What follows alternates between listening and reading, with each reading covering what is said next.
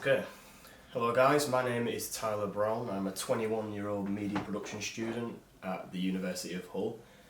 You are watching my documentary on the 1970s serial killer Bruce George Peter Lee. He is one of the most prolific serial killers slash arsonists that this country has ever seen. A lot of these locations in which he killed people by setting these houses aflame are literally on my doorstep around the corner. And this is crazy to me because I've seen YouTube videos recently, say someone from the United States has done a video on this. It's got quite a lot of views. And here's me, a local lad, knew nothing about this. When I was given the chance to make a documentary, this seemed like a no-brainer.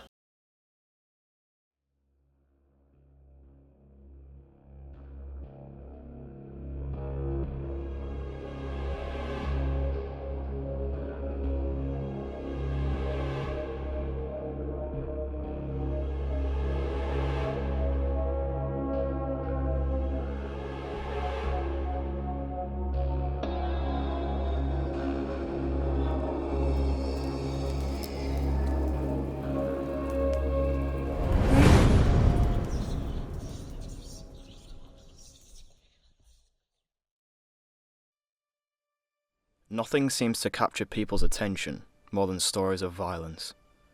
Whether we like to admit it or not, there is something within many of us that is fascinated by infamous murderers. Ted Bundy, John Wayne Gacy, Jeffrey Dahmer. These are just three examples of horrific individuals who have been made infamous by our media.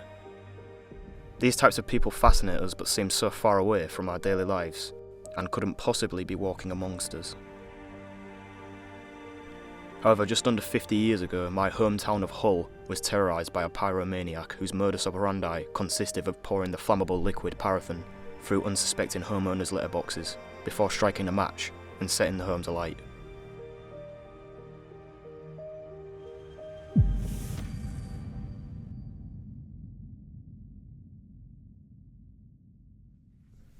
Born Peter Dinsdale in Manchester, England, on July 31st, 1960, to a prostitute mother and an absent father. Peter, as is often the case with serial killers, had an unfortunate upbringing.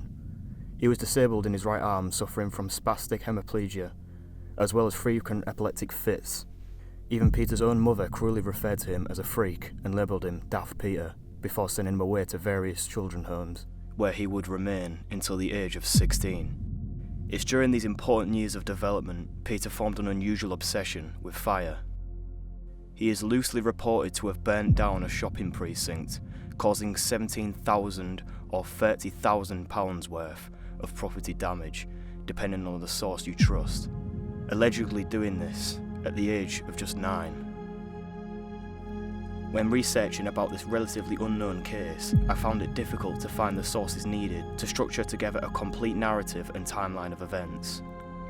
It's this lack of clarity of what is factual and what's not that brings me onto a key talking point of this documentary, and that is how come so little publicity came from this shocking case. I in no way want to give a person of this nature a name in the media, but simply want to understand the reasoning behind his obscurity, considering the infamy of many other British serial killers. Moving back onto what is reported of Peter, quite remarkably, by the age of just 12 in 1973, he is alleged to have committed his first confirmed killing. I've got each and every single house stated and the dates. His first offence was right down here, Don't Ask You Avenue, on the 23rd of June 1973. That was when he was only 12 years old as well, which is quite mental to think about.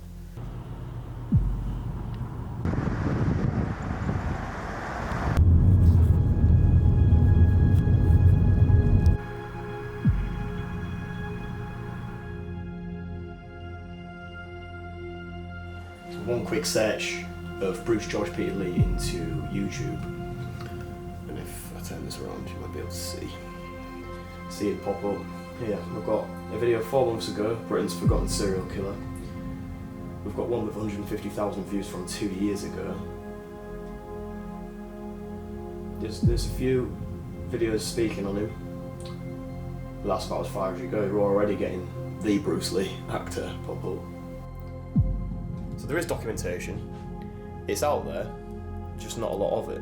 To the point where even I didn't know who he was until a couple of weeks ago. And I'm from the same neighbourhood, pretty much.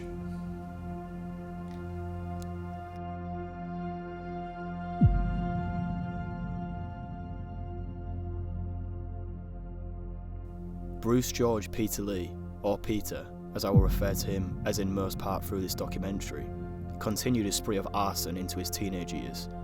He is confirmed to have caused a fire in a house down Glasgow Street in Hull at the age of 13, which tragically claimed another life, before just a week later repeating the same action yet again in another location, sadly killing another.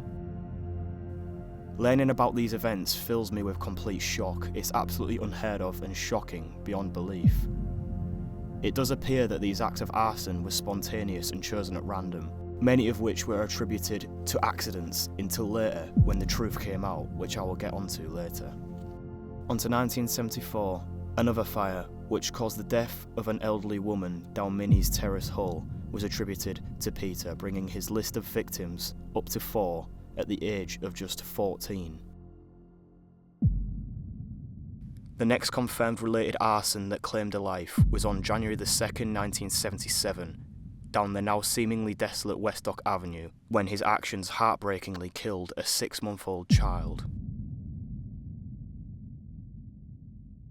The following attributed arson committed by Peter a year and 4 days later, on the 6th of January 1978, was his most deadly, killing a mother and her 3 sons. However, this isn't the most infamous, as the final deadly arson committed by Bruce George Peter Lee, the one that would eventually lead to his capture and confession, is the most known, in a case known by few. December 4th, 1979. The Selby Street Fire. Inside the home of the Hasty family slept mother Edith Hasty and 4 of her children, sons Thomas, Charles, Paul and Peter. Bruce George Peter Lee caused a fire at the front of the house which ultimately caused the death of brothers Paul, Peter and Charles. Thomas managed to escape through a back window where the flames were less severe. Charles heroically saved the life of his mother by pushing her through an upstairs window, however sadly couldn't help his brothers Paul and Peter, nor himself, as opening the bedroom window had caused a draft which led the fire. This deadly fire raised suspicion from the Humberside Police Department, who recognised this as a potential arson. This was due to the Hasty family's reputation of a somewhat problem family.